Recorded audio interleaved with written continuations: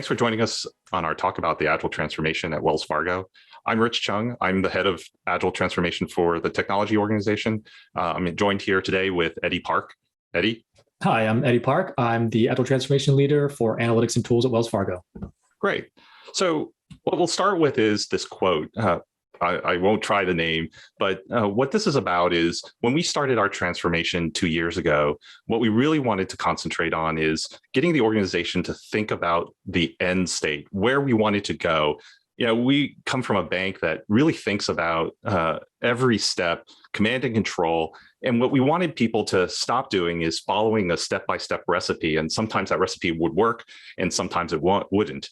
And what we wanted them to concentrate on is really, what are we trying to accomplish? That customer centricity, the agility, the speed to market, that's what we wanted people to concentrate on. What we saw in the organization was a lot of local optimization, people doing the right thing, but only within the context of what they were trying to accomplish. It wasn't really tied to customer value. We were very focused in on accomplishing the project, what was set out, what was approved, the scope, the timeline, everything around the project. And really, we lose sight of what does the customer need and what is the value that we provided to that customer. And we had handoffs, lots and lots of handoffs. Those siloing effect really got us to a lot of coordination among across groups, and across our organization. Now, what we had to do was really start from the beginning. We really spent a lot of time thinking about the design of our transformation.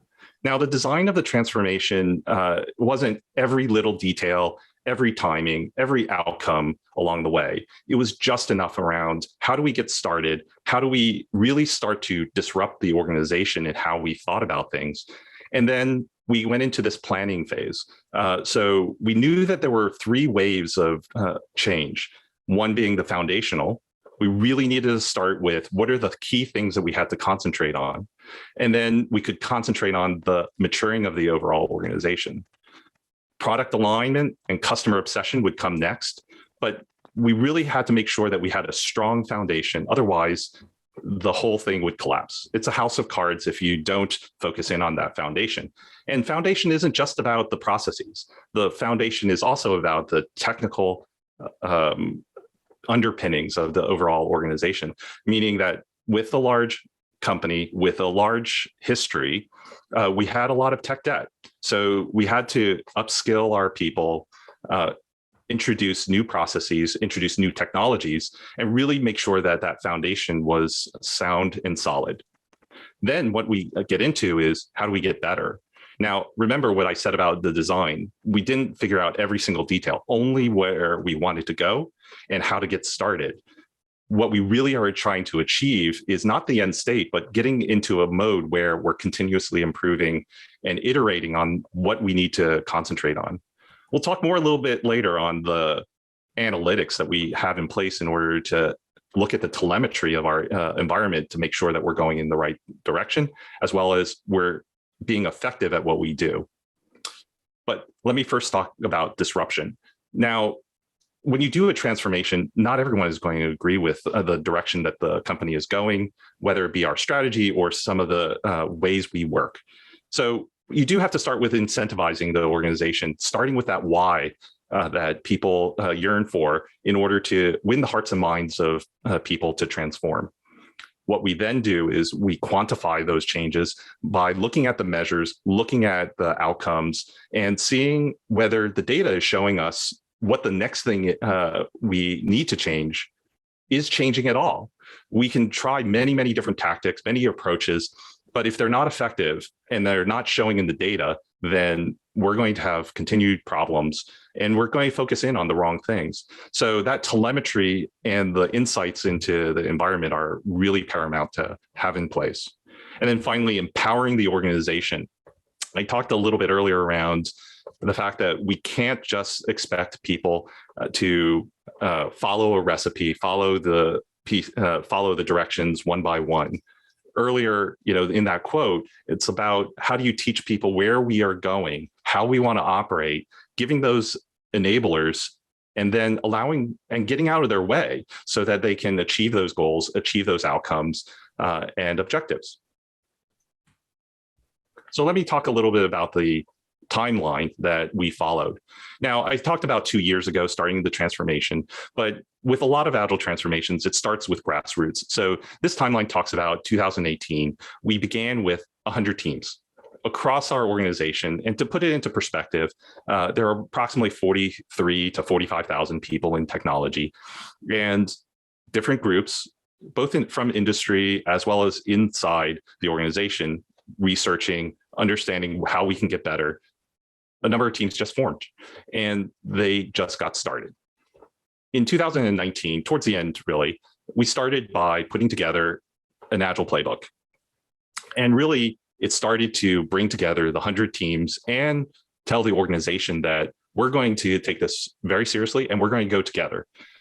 Individual teams can go really fast, but if you want the whole organization to operate as a whole, then you have to go together. And then what we also did to measure was implement a maturity model.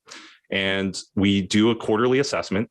And really, this is for the teams and the parts of the organization to say, where are we and where should we be concentrating on? Then what we introduced was a common sprint calendar.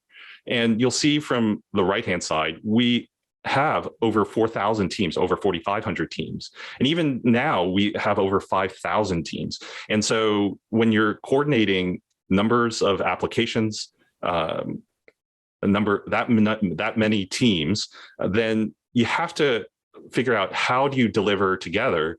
And what the sprint calendar allowed us to do was to coordinate across a number of teams to deliver at the same time and release into production. Now, the team registry is something also we found was really pivotal to our analytics, as well as giving us insights into the organization. And what that is very simply, what are our teams, or who are on those teams, and what are they working on? It later turned into a lot of additional metadata, things like how many products do we have, or what products we have, and who is working on them. Then what that turned into even more is being able to remove a lot of the overhead, remove a lot of the manual reporting, because we knew what people were working on, when they were working on it, when they were delivering that to production, how our customers were experiencing those capabilities, and much, much more. In 2021, what we started to do was to use Jira Align. Now, leading up to that, we had to standardize quite a bit on the use of Jira alone.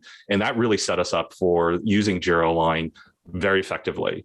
But when you implement Jira Align, what you should do is implement a pilot, which is what we also did in the beginning of 2021. And that set us up for understanding how we would deploy it for the whole organization.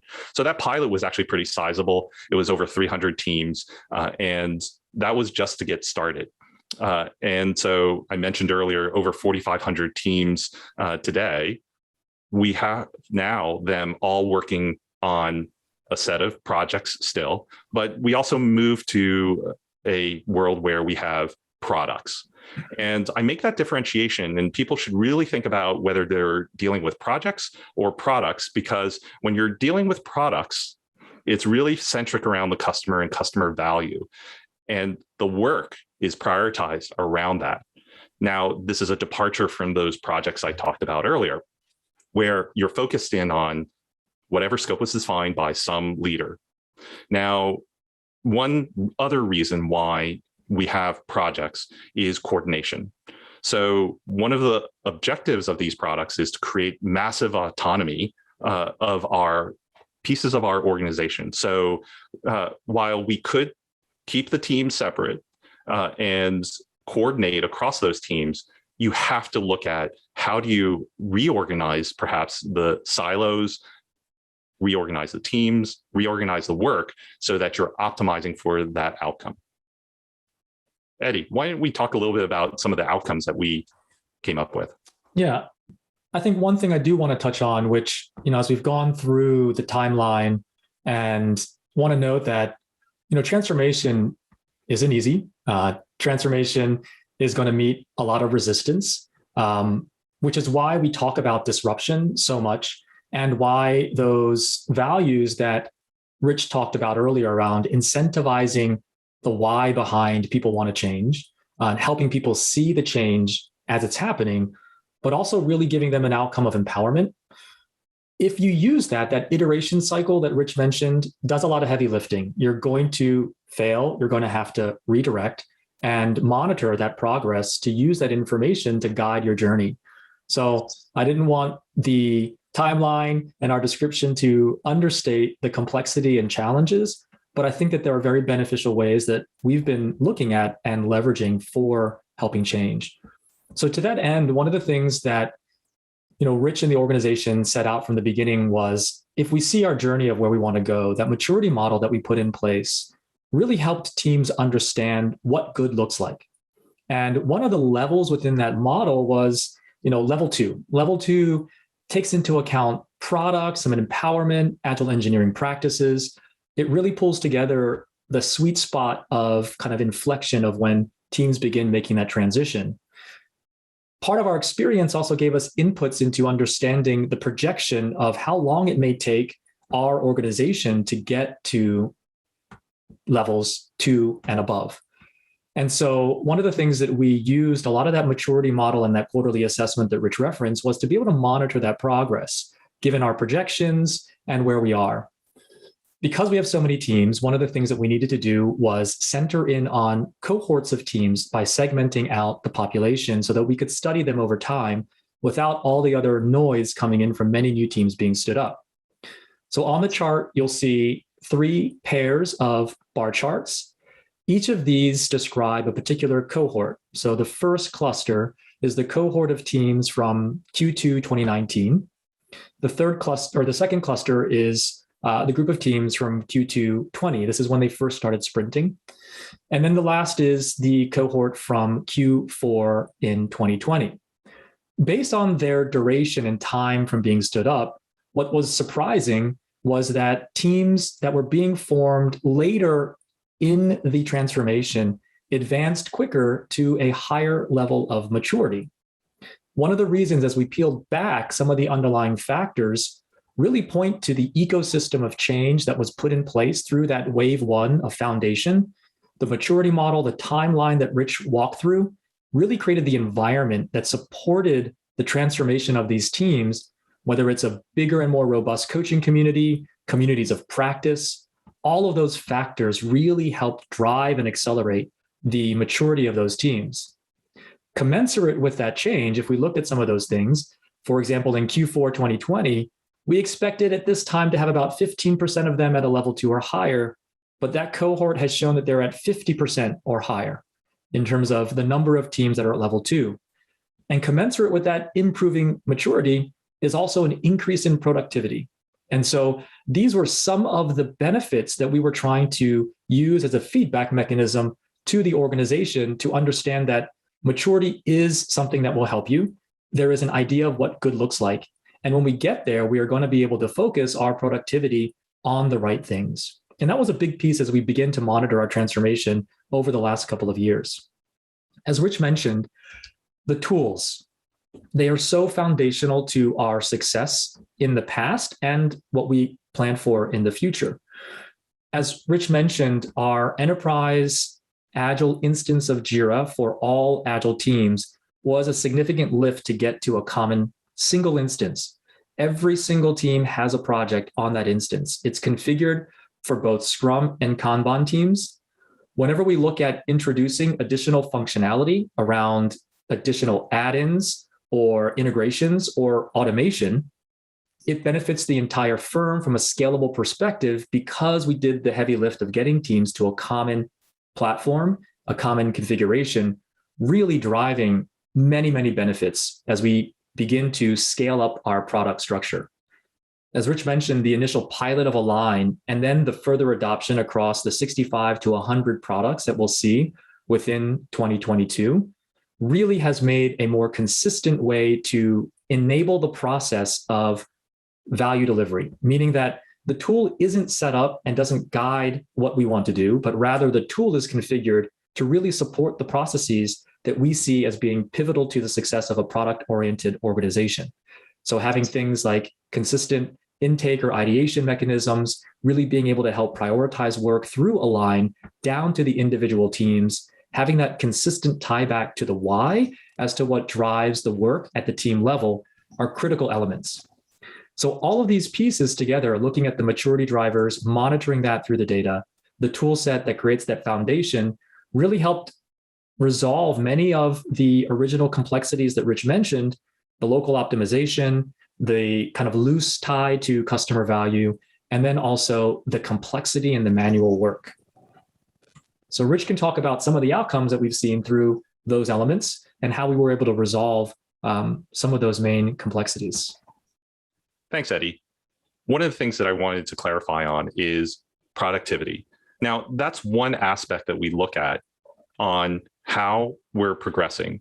The real goal of that is to focus in on the customer, the value that we're delivering for the customer, internal and external, as well as what are the outcomes and goals of our customers, and making sure that we don't forget about that.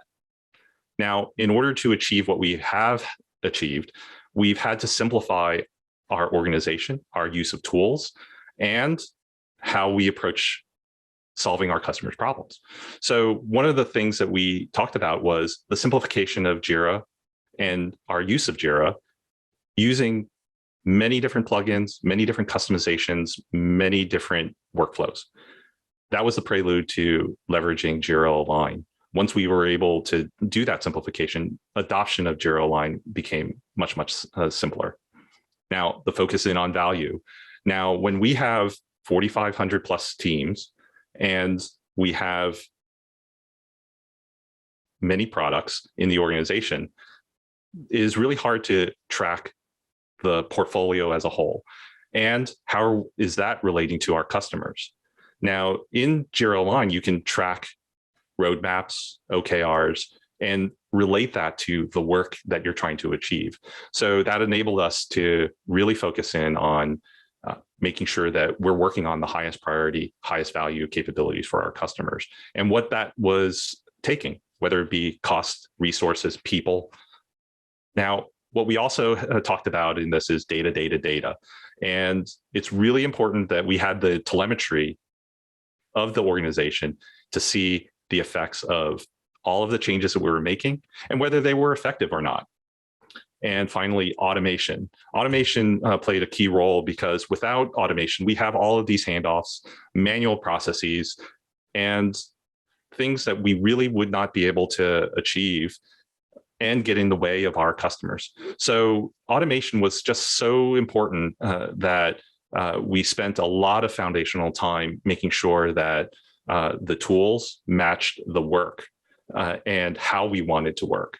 And that's probably the last nugget I'll share with you is that there are many tools out there. And if the tools are what drive and the capabilities of those tools are what drive, then you're going to be focused too much on how to enable that tool. You have to figure out how you want to operate, how you're going to simplify, how you're going to focus in on that value for your customers, and what is the data necessary in order to make sure that you're going in the direction you want to. So with that, hopefully you got a sense for all of the things that we had to do for our transformation. Really hard to do in 15, 20 minutes, but we'll be happy to share with you any additional questions you might have. And we thank you for your time. Thank you.